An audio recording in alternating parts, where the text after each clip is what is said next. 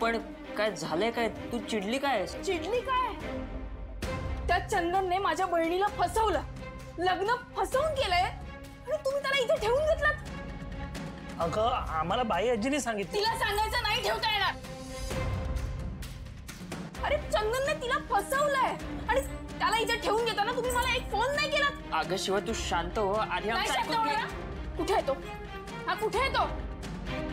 शिवा तो काम शोधायला गेला. त्याचं सगळं सामान बाहेर काढून टाकायचा.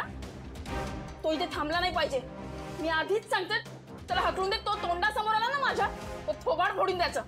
हे बघ शिवा, तुला जसा राग आला होता तसा आम्हालाही आला होता. मग त्याला इथे का ठेवून घेतलं तुम्ही? अगं त्याचा मॅटर जरा वेगळा आहे. कसला मॅटर? तुम्हाला फसवत असेल तो.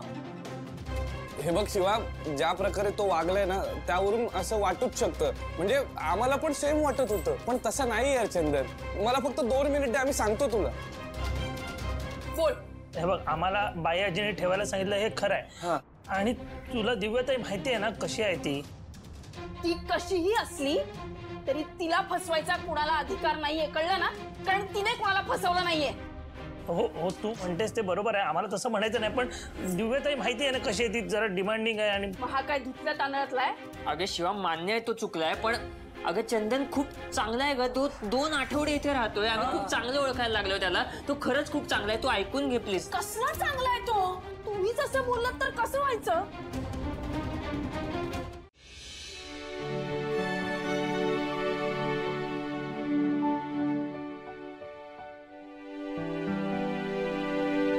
भाई कुठे हरवलाय?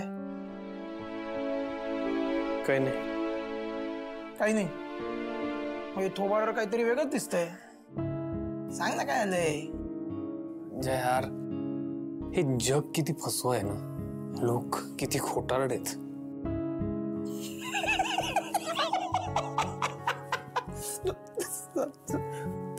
तुझा इतक्या दिवसांनी साक्षात्कार झाला. वा वा, अभिनंदन. मस्ती करायच्या मूड मध्ये नाहीये मी. मस्ती नाही करत. मला सांग डिटेल मध्ये काय झालं. उगाच मला असं फिरवून बोलू नको. काय झालंय? याला शिवाबद्दल मी काही सांगू शकत नाही. हो, सांगणार आहात का की जाऊ? बघ ना, माणसं एक काहीतरी बोलतात आणि दुसरंच काहीतरी करतात. हे बघ आशू, तू उगाच कसला तरी वेगळाच लोड घेतोय. तुला एक गंमत सांगतो, ऐक. फिल्टर हे फक्त सोशल मीडियावर नसतात, तर माणसांच्या आयुष्यातही असतात. माणसं बऱ्याचदा माणसानुसार चेहरे बदलतात. त्यामुळे सवय लावून घ्यायची, याचा लोड नाही घ्यायचा. पण याचा अर्थ मग कोणी येईल आणि आपल्याला चुना लावून जाईल ना. लोकांवर विश्वास कसा ठेवायचा? ए भाई, माणसं आधी की ओळखता यायला हवं. तर बघ उदाहरण, सॉरी पण देऊ एक उदाहरण. दे की. सॉरी कशाला म्हणतोस? आता म्हणजे तुझ्या पर्सनल आयुष्यातलं म्हणून सांगतो. दिव्या बघ, दिसायला सुंदर आहे, बोलायला इतकी गोड आहे, पण ती कशी वागली तुझ्यासोबत? आणि या उलट शिवाला जेव्हा आपण पहिल्यांदा बघितलं, ती आपल्याला कसं वाटलेलं की भाई कोण आहे, इतकी रावडी आहे राहायला, पण मनाने चांगली आहे की नाही. असंच असतं. जसं शिवाबाबत आपण फसलो तसं होता कामा नये.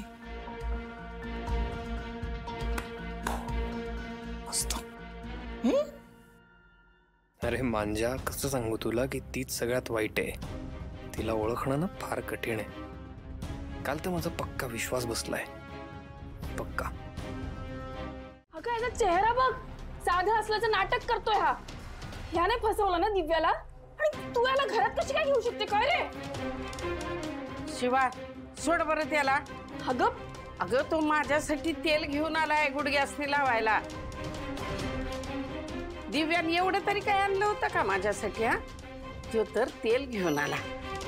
अगं तो काय म्हणतोय ते ऐकून तर घे. बोल बाबा बोल. काही नाही आजी, ते काम शोधायला बाहेर गेलो होतो, तर तिकडे एक माणूस विकत होता आहे. बोलला की गुडघेदुखीसाठी रामबाण उपाय. अरे पण पैसे कशाला खर्च करायचेस? कशाला काय आजी, आता सापडलं म्हणून घेऊन आलो. लय दमल्यासारखा वाटतोयस रे. तुझ्यासाठी पाणी घेऊन येते. नाही आजी, ठीक आहे. काय काम शोधत फिरत होतो ना बाहेर, म्हणून जरा थकलो. काम तर काही मिळालं नाही, पण तुमच्यासाठी हे मिळालं. आणि आजी आता ठरवलं, लबाडी बंद. आता फक्त कष्ट करणार. चंदन, अरे तुला काय वाटतंय? हे समज तू केल्यानं आम्ही तुला माफ करू, दिव्या तुला माफ करल असं वाटतंय? नाही आजी, अजिबात नाही. तुम्ही किंवा दिव्याने मला माफ करावं यासाठी मी हे नाही केलं. हे मी स्वतःसाठी करतो. बस झालं आता. हे हे खोटं जगणं वगैरे मला नकोय. आणि आजी, तुम्ही अगोदरचं सगळं विसरावं असंही मी म्हणत नाहीये. मला फक्त स्वतःच सुधारणा आणायची आणि आणि समोरच्याने माझ्यावर विश्वास ठेवावा तेवढ्या लायकीचं व्हायचं बस. तुझ्यावर का विश्वास ठेवायचा आम्ही? तू किती चुकलायस, किती खोटं बोललायस तुला माहिती आहे ना? बरोबर आहे शिवा. नाही, खरंच नको ठेव विश्वास. पण मी खरंच ही गोष्ट मनापासून बोलतोय. शिवा, माझं दिव्यावर खरं प्रेम होतं आणि मी जे काही केलं ते फक्त तिच्या प्रेमापोटी केलं. पण आता मला कळतंय की या सगळ्यात काहीच अर्थ नव्हता. त्यामुळे फक्त एक प्रामाणिक प्रयत्न करतोय मी, बाकी काही नाही. आणि तू पलटलास तर? नाही शिवा, बाकी काही झालं तरी हे कधीच होणार नाही. कारण खोटं जगून बघितलंय मी.